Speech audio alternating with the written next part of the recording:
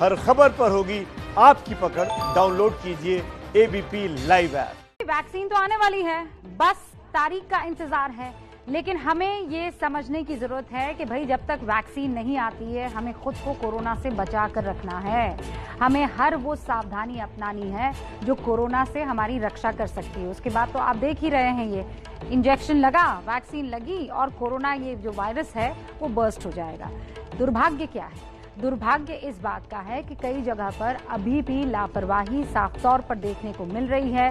दुर्भाग्य की बात यह है कि कई जगह अभी भी आप देखिए वो नहीं हो पा रहा है जो एक देश के नाते और देश के नागरिक के नाते हमारा एक दूसरे से एक्सपेक्टेशन हो सकता है। देखिए,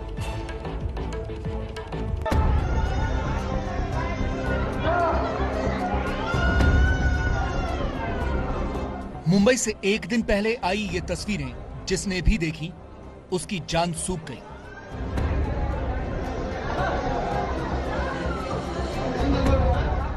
कोरोना के बढ़ते ग्राफ के साथ ऐसी भीड़भाड़ देखकर लोग इसलिए परेशान हो गए क्योंकि ये तस्वीरें एक बड़े खतरे का अलार्म बजा रही थी।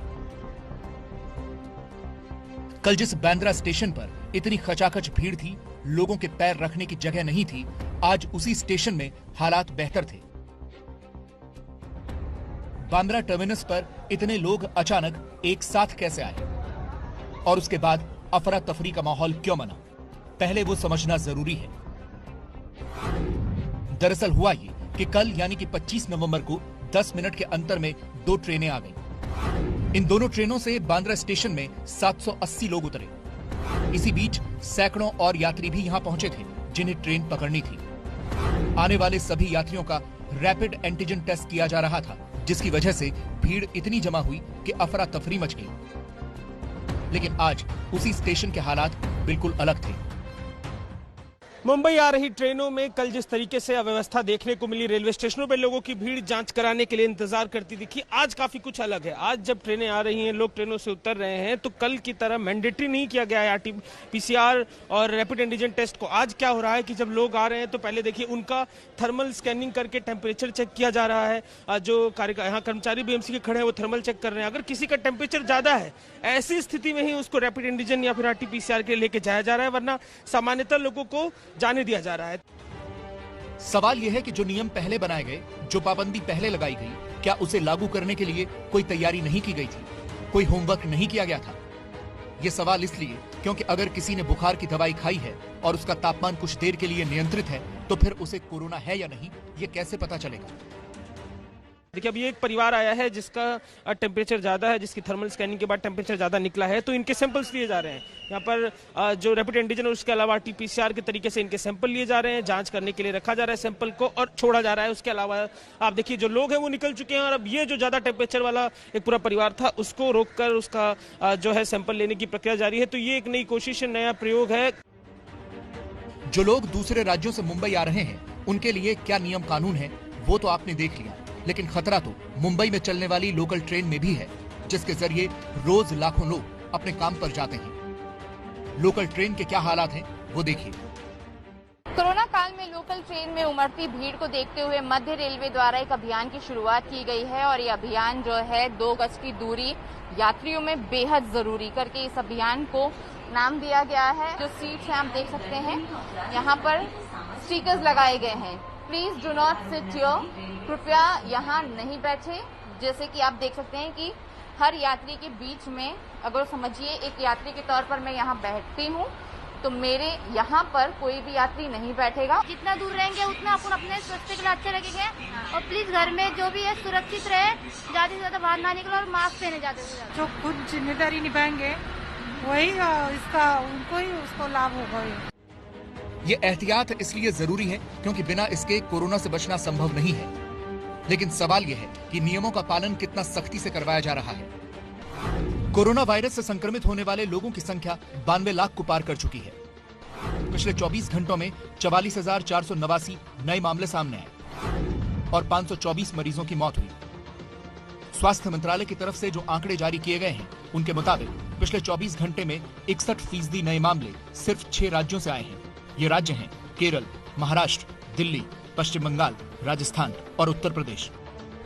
सबसे ज्यादा मामले केरल से सामने आए। केरल में पिछले 24 घंटे में 6,491 नए मामले आए।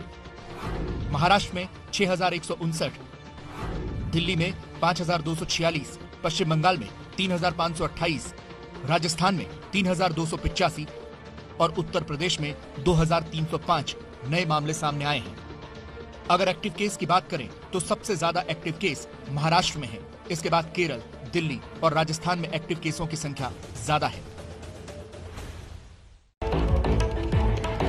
इस कोरोना से अगर अब तक हमें किसी ने बचा के रखा है तो वो डॉक्टर्स हैं। और आज इसी कोरोना ने एक योद्धा हमसे छीन लिया है। भोपाल में 27 साल के शुभम 28 दिन तक कोरोना से लड़ते रहे, लेकिन कोरोना से लड़ने के बाद वो हमें छोड़कर चले गए। उनके छोड़कर चले जाने से दुख तो आज भी होता है, लेकिन कई सारे सवाल आज की तारीख में खड़े होते हैं। और सवाल किस बात को लेकर है कि कोरोना की वैक्सीन तो आ जाएगी, लेकिन सिस्टम के उस ढुलमुल रवैये को लेकर बताइए कब तक इसी तरीके का मौन रहेगा। ये जो ढुलमुल रवैया है वो कब जाएगा?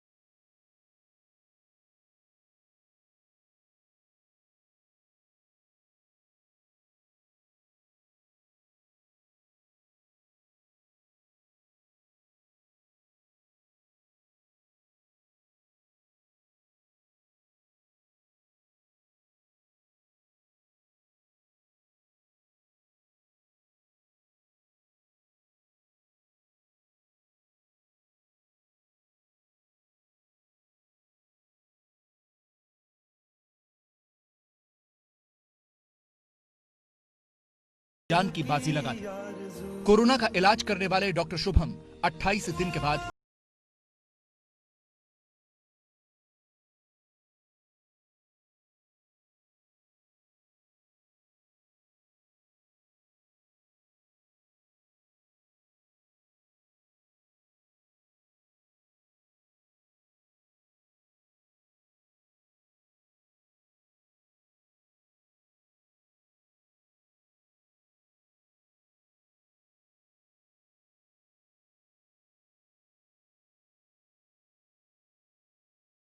सागर के बुंदेलखंड मेडिकल कॉलेज से ही इसी साल एमबीबीएस की डिग्री ली थी शुभम ने। देश में महामारी फैली तो पहली पोस्टिंग इसी कॉलेज में हुई। कोरोना के मरीजों का दिन रात इलाज किया, लेकिन 28 अक्टूबर को कोरोना से ग्रसित हो गए। हालात बिगड़े तो 10 नवंबर को भोपाल लाया गया। मजबूर होकर पिता को मदद की अपील करनी पड़ी। पिछले 48 घंटों से हमारा बेटा वेंटिलेटर पर जूझ रहा है और कोई सुधार नहीं हो रहा। उसका संक्रमण फेफड़ों का 90 से 95% तक पहुंच गया है।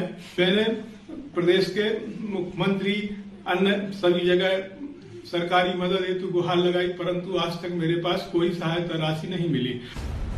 सोशल मीडिया पर चली मुहिम के बाद सरकार जागी और 2 दिन पहले 1 करोड़ रुपए इलाज के लिए मंजूर भी हो गए। चेन्नई में फेफड़ों के इलाज का खर्च 30 लाख रुपए से ज्यादा का था।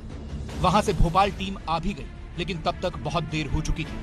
परिवार का आरोप है कि जब हालत गंभीर हुई थी तब सरकार को सुध आई। जागी जब भैया वेंटिलेटर पे आ गए, जब एकदम क्रिटिकल कंडीशन हो गई तब मतलब पूछना शुरू किया है, वरना कोई पूछ ही नहीं रहा था। ये स्थिति है सर, मतलब डॉक्टर्स के साथ ऐसा ट्रीट हो रहा है सर, फिर आम आदमी तो कीड़े मकोड़े हैं। मतलब अब परिवार सागर कॉलेज में इलाज में लापरवाही का आरोप लगा रहा है। इंजेक्शन जो उन्हें लगने चाहिए थे स्टार्टिंग में, वो जब घर से कॉल गया उसके बाद लगाए गए हैं। उस टाइम नहीं लगाए इन लोगों ने जब उन्हें लग जाना चाहिए था। वो भी इसलिए डिले हुआ कि पेमेंट कौन करेगा। मतलब जो डॉक्टर आपके साथ काम कर रहा है, आप उसके साथ लापरवाही कर रहे हैं। तुरंत मतलब इंजेक्शन भी नहीं लगा सकते, पेमेंट तो कोई भी कर देता। एक्चुअली में जो उनके साथ कंडीशन हो रही थी कि एक भी बार सीटी स्कैन तक नहीं किया इन लोगों ने। सिस्टम की लापरवाही ने पहले एक डॉक्टर को मौत के दरवाजे तक पहुंचा दिया और फिर उसकी जान ले ली। अब सीएम शिवराज सिंह चौहान उन्हें भारत माता का सच्चा सपूत बता रहे हैं।